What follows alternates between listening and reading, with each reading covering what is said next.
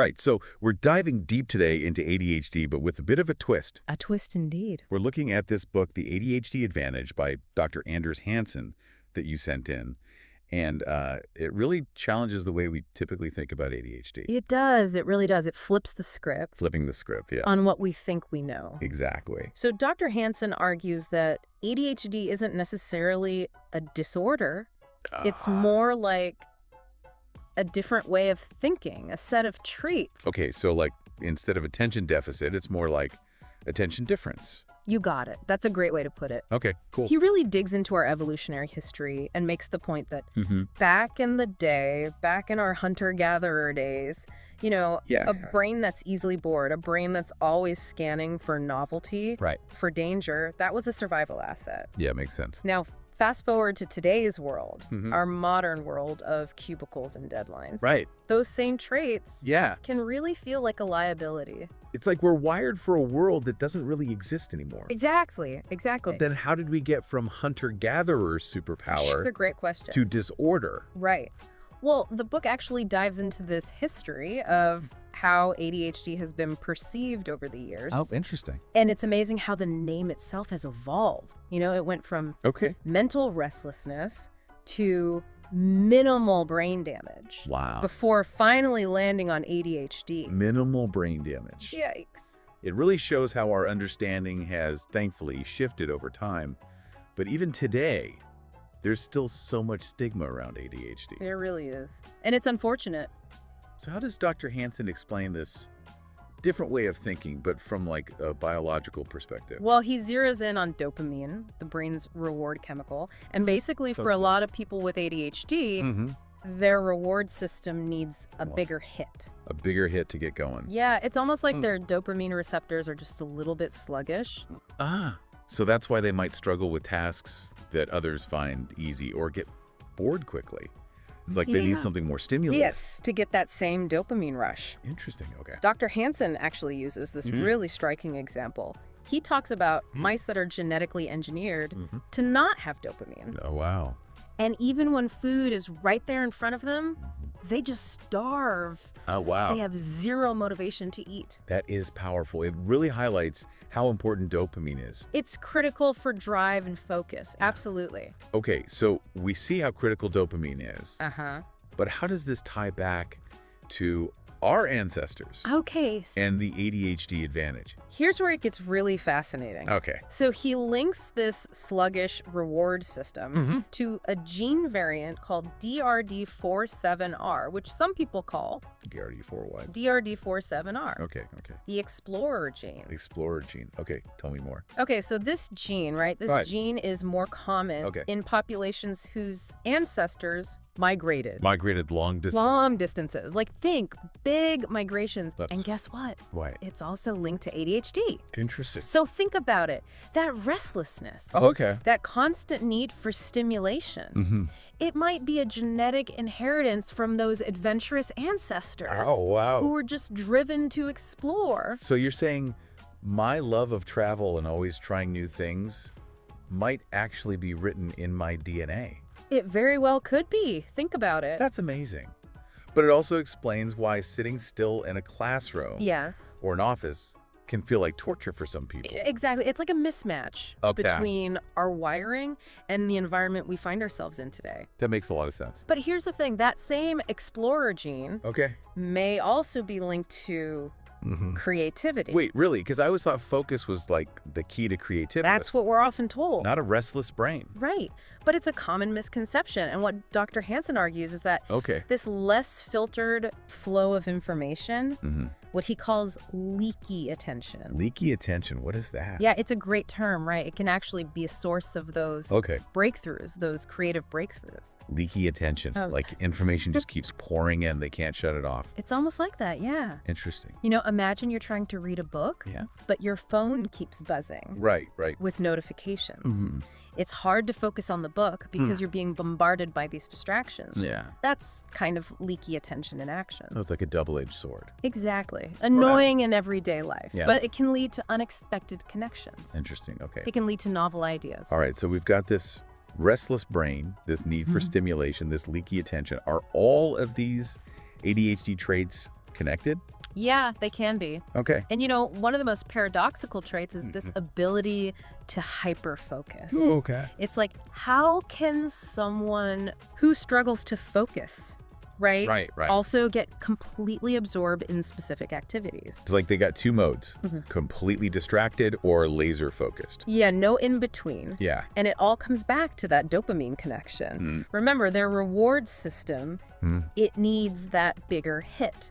So those everyday tasks, they might not cut it, but when they find something truly engaging, bam, that hyper-focus kicks in. So it's like finding that one video game you can't put down, or that one topic that you could just research for hours on end. Exactly. You just completely lose track of time because you're so engrossed. And Dr. Hansen argues that finding your passion is key to unlocking that superpower. Hyper-focus superpower. Yeah, and he shares a great story about a chef with ADHD who struggled in school but excelled in the kitchen. Right. Once he found his passion, that ability to focus became a real asset. That's really inspiring. It makes me think about all the times I've been frustrated with my own distractibility. Maybe I just haven't found that one thing.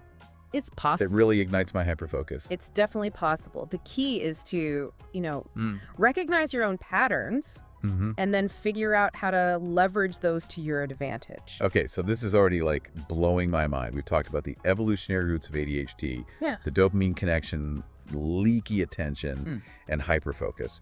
Where do we go from here? Well, let's talk about one of the most fascinating connections that Dr. Hansen makes. The link between ADHD and entrepreneurship. Oh, now that's something I can relate to. Right.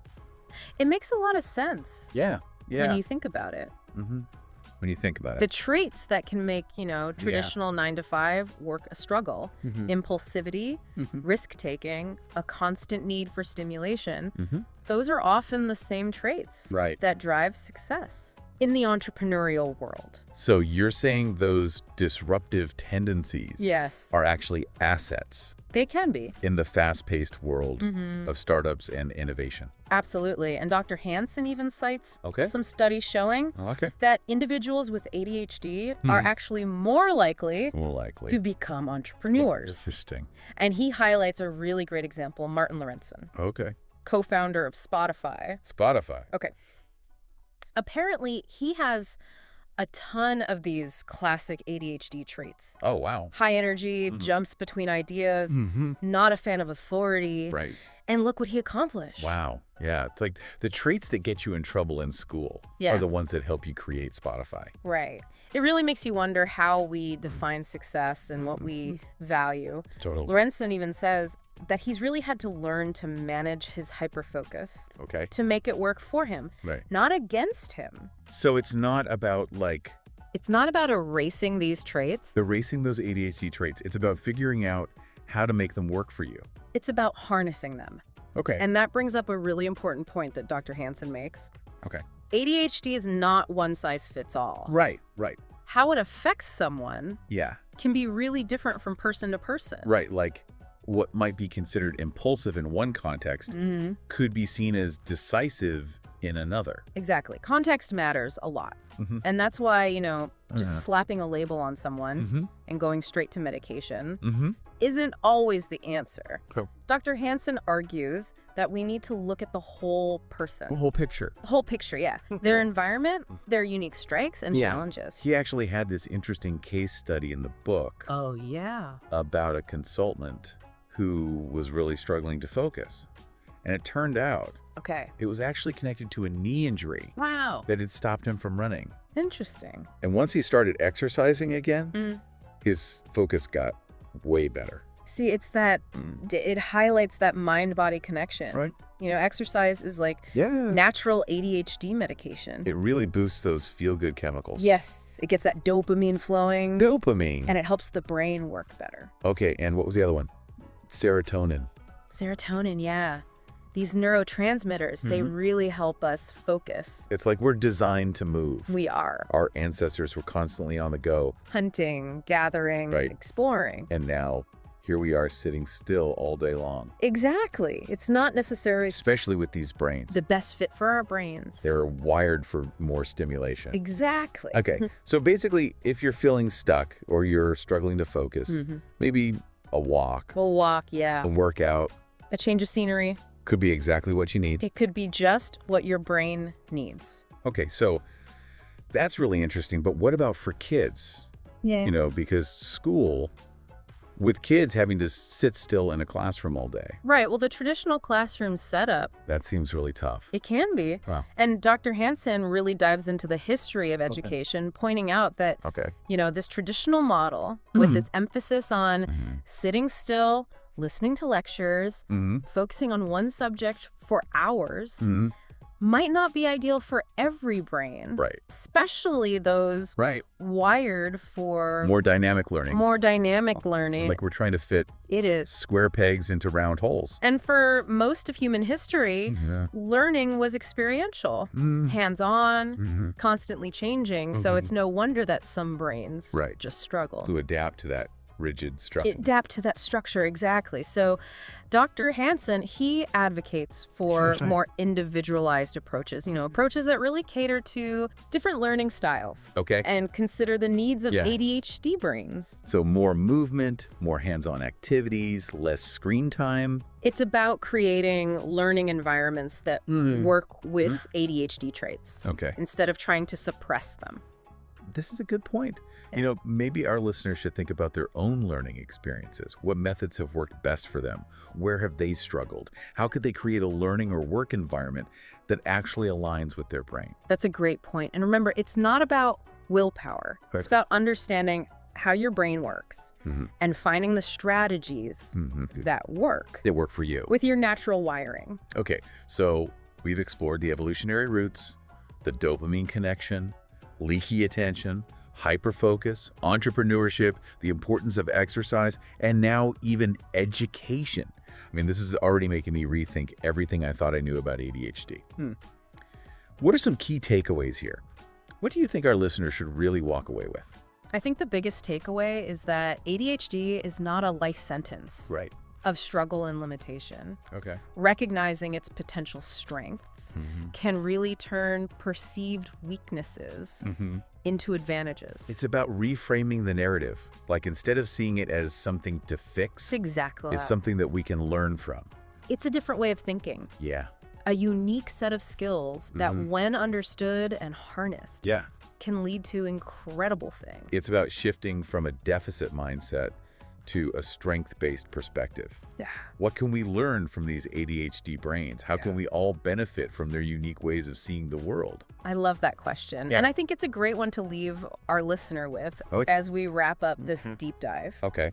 Your brain is amazing, no matter how it's wired. I like that. Keep exploring, keep learning, and keep celebrating the incredible diversity of human thought. That's a perfect note to end on. Thanks for joining us on this journey. My pleasure. Dear listener, until next time, keep diving deep.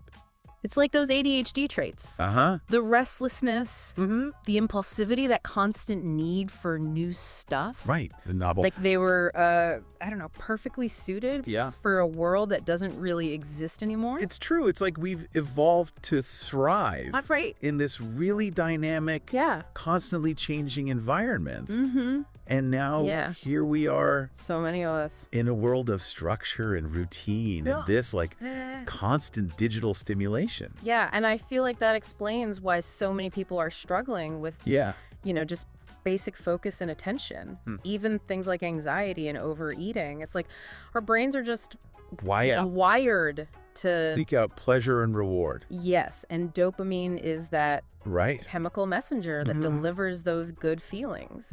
But instead of hunting for food or exploring new places, we're just scrolling through our phones. Exactly. We're scrolling through social media, binge watching TV. Yeah. And for people with those stronger ADHD traits, I mean, those cravings can be even more intense. Right. And it's not about willpower, Okay. It's about really understanding that underlying neurobiology and then figuring out how to create a life that really works with it. Okay, so it's not just about no, it's bigger than that. Fixing ADHD, it's about adapting our environment. Yeah, adapting our environment. Our habits, our perceptions. Creating a world where these different brains can thrive. Okay, I like that. So maybe really the most important thing for our listener to take away today is that ADHD is not a disorder.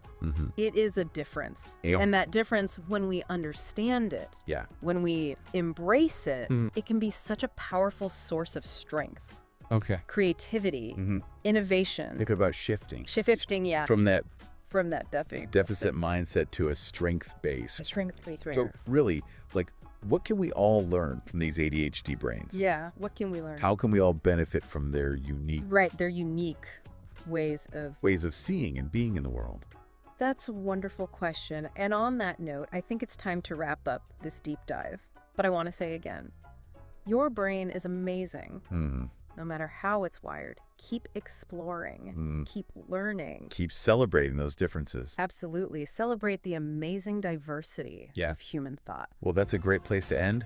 Thanks so much for joining us on this deep dive into ADHD. It's been my pleasure. And until next time, dear listener, Keep diving deep.